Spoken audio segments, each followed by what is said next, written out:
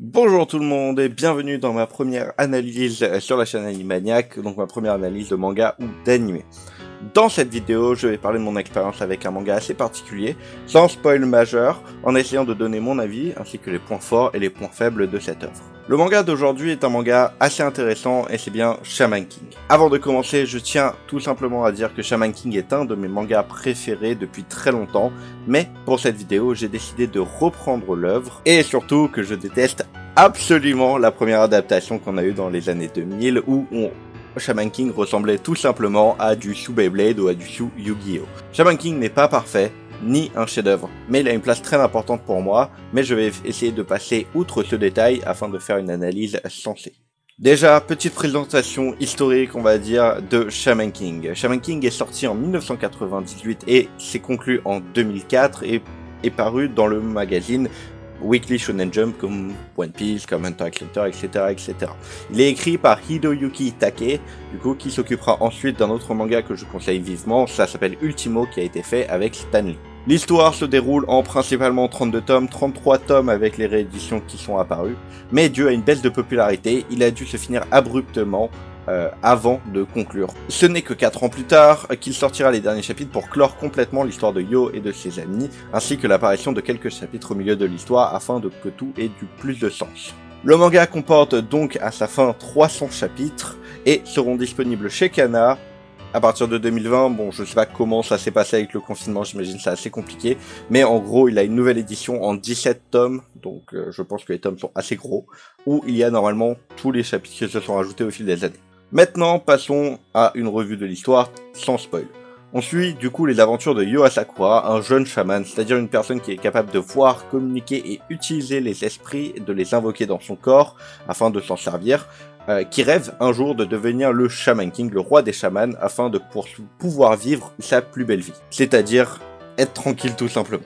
Il est accompagné principalement de Manta Oyamada, du coup un jeune adolescent qui lui aussi peut voir les esprits mais qui n'a pas les capacités de chaman comme les incorporer dans son corps ou pouvoir s'en servir pour avoir des connaissances, etc.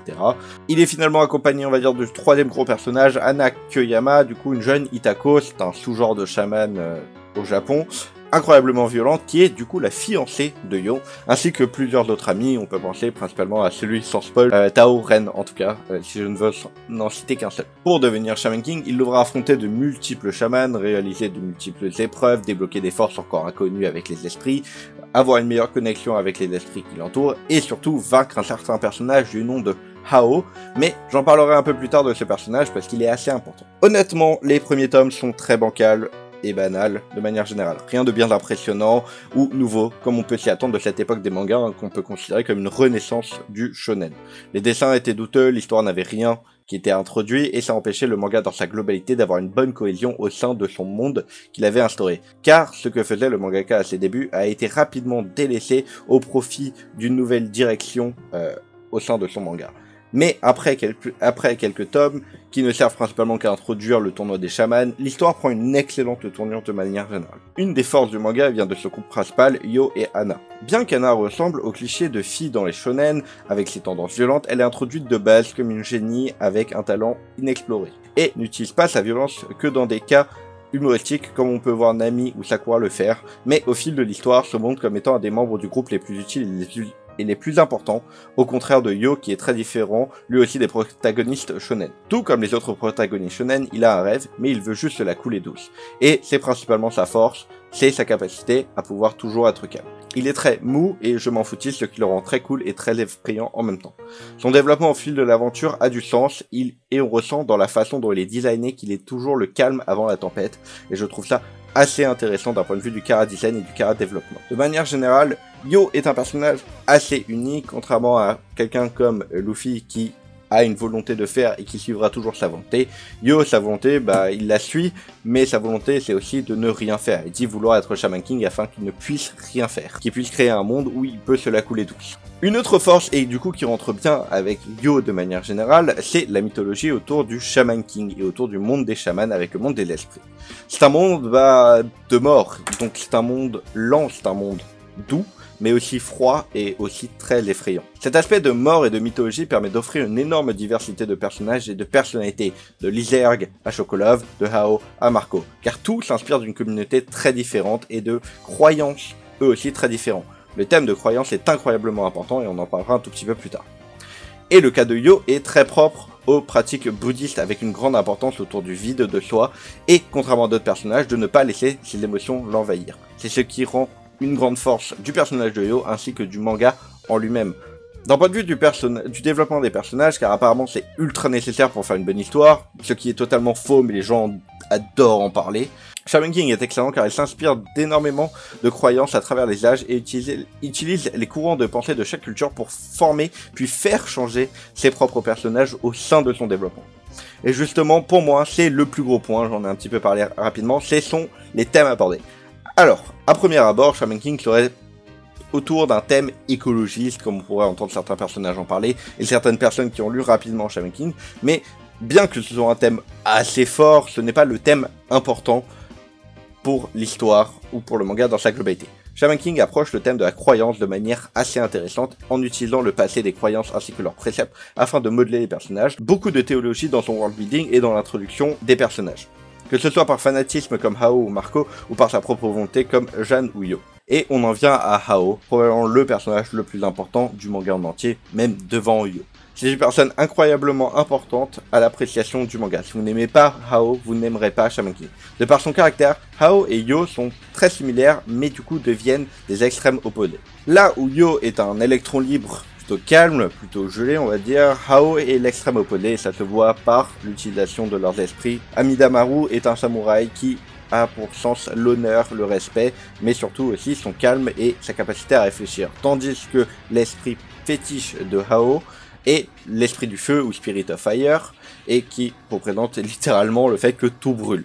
Hao est prêt à mettre le feu littéralement au monde entier, tandis que Yo préfère se la jouer cool, préfère laisser le temps passer, préfère voir comment les choses évoluent pour ensuite réagir. Cette disparité entre les personnes, cette disparité entre les mentalités, cette disparité entre les croyances est la grande force de Shaman King. La diversité des croyances dont elle s'inspire permet à ce manga d'avoir des identités que très peu de mangas peuvent vraiment prétendre. Et l'approche très théologique, très scientifique et vraiment basée sur des faits et sur des expériences qui sont écrites permet du coup de donner un peu plus de réalisme, pas au monde en soi, mais au personnage en soi, qui est quelque chose d'incroyablement important. Si on veut pouvoir se connecter aux personnages, il faut que les personnages nous semblent réels, nous semblent vivants. Donc ça, c'était le bon, c'est principalement les thèmes, le développement, le monde, les personnages, et surtout Yo et Hao. Mais maintenant, je vais parler des 3 choses que j'ai moins appréciées, avec un tout petit peu de spoil, parce qu'il faut en parler, parce que c'est dur de pas spoiler dans ces moments-là.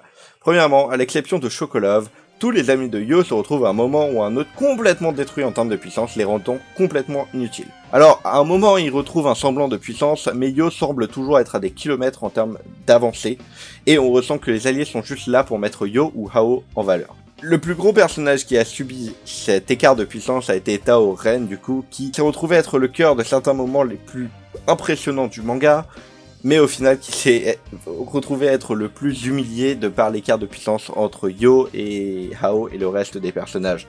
Et c'est un peu dommage parce que Tao Ren représentait un peu le taoïsme dans ses courants de pensée et n'a pas trop été respecté. Le deuxième point principal, c'est que la résurrection existe dans ce monde et tout comme Dragon Ball, c'est totalement abusé et totalement banalisé et je trouve ça très dommage. Le dernier point mauvais pour moi, c'est le design des personnages, mais pas dans sa globalité. Le design des personnages en soi est très bien. On voit un personnage, on sait à peu près ce à quoi il va ressembler, quel courant de pensée il risque d'avoir, etc., etc. Mais pour moi, les personnages sont un peu trop clichés déjà visuellement. Certes, on comprend, mais ça va jamais plus loin, à moins qu'on ait un full backstory sur eux.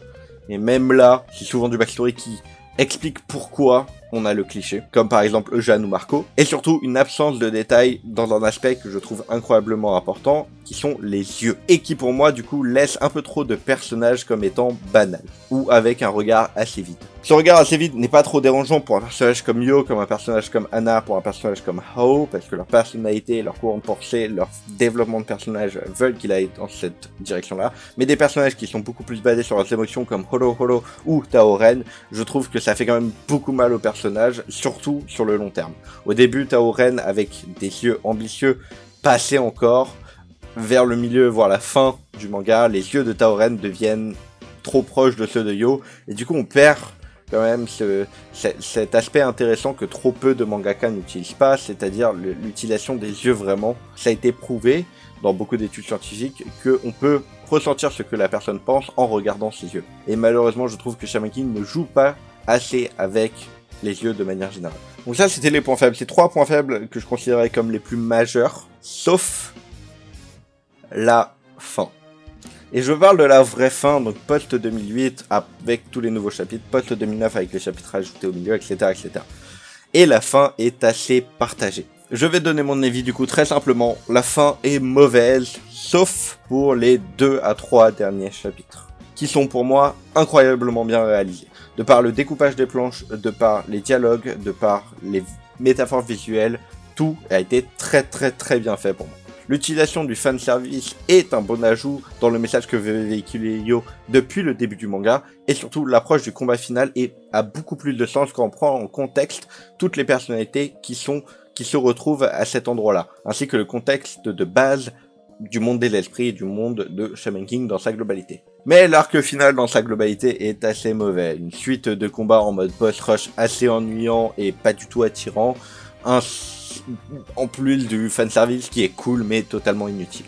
Donc en tout, je dirais que Shaman King est incroyablement cool, mais puni par 2 erreurs majeures. Premièrement, une mauvaise vision au début qui a reculé le manga pendant très longtemps et qui même a dû être rattrapé à certains passages, qui fait ralentir beaucoup l'expérience du manga et du coup qui peut ennuyer certains qui n'étaient pas complètement à fond parce que c'est un vieux manga, donc il utilise aussi des vieux codes que maintenant on trouve dépassés. Deuxième point, ça a été la baisse de popularité qui a fait que le mangaka, du coup Takei, a dû faire des choix que maintenant il ne ferait peut-être pas.